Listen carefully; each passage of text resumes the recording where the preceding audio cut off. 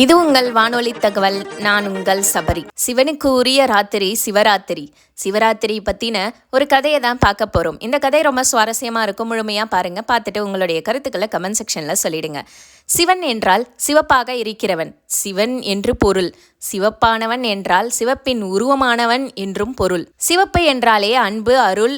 சிவன் என்றாலே அன்பின் உருவமானவன், அருளின் உருவமானவன் என்றும் சொல்லலாம்.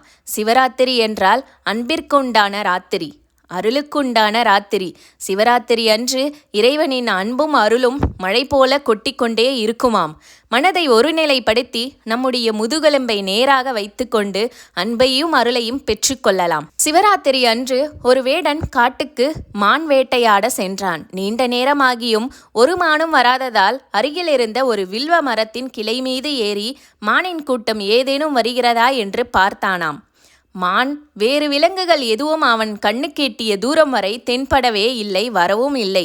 விலங்குக்காக காத்திருந்தவன் அப்படியே உறங்கிவிட்டானாம். சிறிது நேரம் கண் விழித்து பார்த்தவன் திடுக்கிட்டு போய்விட்டானாம். ஏனெனில் இருட்டி போய்விட்டது. காட்டில் தனியாக நடந்து செல்ல முடியாது. அப்படி நடந்து சென்றால் இருட்டில் எந்த பக்கம் எந்த மிருகம் வரும் என்றும் தெரியாது. அவன் குறிப்பார்த்து அம்பு விடவும் முடியாது, அதனை கொல்லவும் முடியாது. ஆகவே இன்று இரவு முழுவதும் மரத்தின் மேலே இருந்துவிடலாம் என்று முடிவு செய்தானாம் அந்த வேடன். தூங்கினால் மரத்தின் பிடியை விட்டுவிடுவோமோ என்று பயந்து விட்டானாம். இன்றைய எண்ணத்திலேயே தூங்காமல் இருப்பதற்காக மரத்தின் மீது நேராக அமர்ந்தபடி மரத்தில் இருந்த சில இலைகளை ஒவ்வொன்றாக கிள்ளி கீழே போட்டானாம். கீழே விழக்கூடாது என்ற எண்ணத்தில் அவன் மனம் ஒடுங்கி இருந்தது. வேற எந்த சிந்தனையும் இல்லாமல் இலையை மட்டுமே கீழே போட்ட வண்ணமாகவே அவன் அமர்ந்திருந்தான். சில நேரத்திற்கு பிறகு அந்த மான் கூட்டம் மரத்தின் அடியில் வந்து சேர்ந்தது. வேடன் மானை தன் அம்பினால் குறிவைத்தான். ஆனால் அவனுடைய மனமோ அம்பை விட மறுத்தது. இந்த மானும் ஒரு ஜீவன்தானே, அது தன் குடும்பத்துடன் இருக்கிறது. அதை கொன்றால் அதன் குடும்பம் எவ்வளவு வருத்தப்படும் என்று நினைத்தபடியே அம்பை விடாமல் நிறுத்திவிட்டானாம். அப்பொழுது ஒரு புலி வந்தது. அதை பார்த்ததும் மான் கூட்டம் தலைதெறிக்க ஓடியது. வேடன் இந்த புலி நம்மை பார்த்து விடக்கூடாதே என்று புலியை பார்த்து பயந்தபடியே அமர்ந்திருந்தானாம். ஆனால் மனித வாடையை புலி அறிந்துவிட்டது.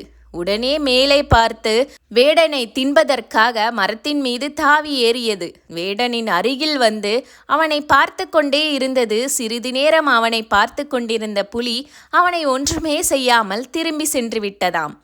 மானை வேட்டையாட வந்த வேடன் ஏன் மானை வேட்டையாடாமல் மானின் மீது கருணை கொண்டான்?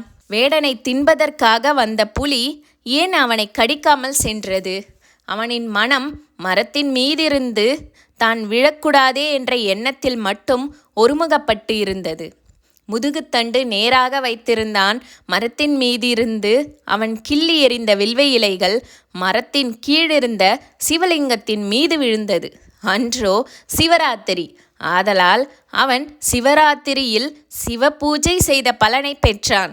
ஆகவே இந்த சிவராத்திரியில் ஆகாயத்தில் இருந்து வந்த அன்பின் சக்தியானது அவனின் அருளின் ஆர்காச சக்தியாக மாறியது, அவனை நிரப்பியது. இதன் காரணமாகத்தான் அவன் மீது அன்பு வெளிப்பட்டது. வெளிப்பட்டதின் காரணமாக இவன் மானின் மீது அம்பு விடவில்லை. அன்பாலும் அருளாலும் நிரப்பப்பட்ட அவனுடைய முகத்தை கண்டு புலியும் ஒன்றும் செய்யாமல் விட்டுவிட்டது. சிவராத்திரி அன்று சிவபெருமானை மனதார துதிப்போம். அவரை மட்டுமே நினைத்து வழிபடுவோம்.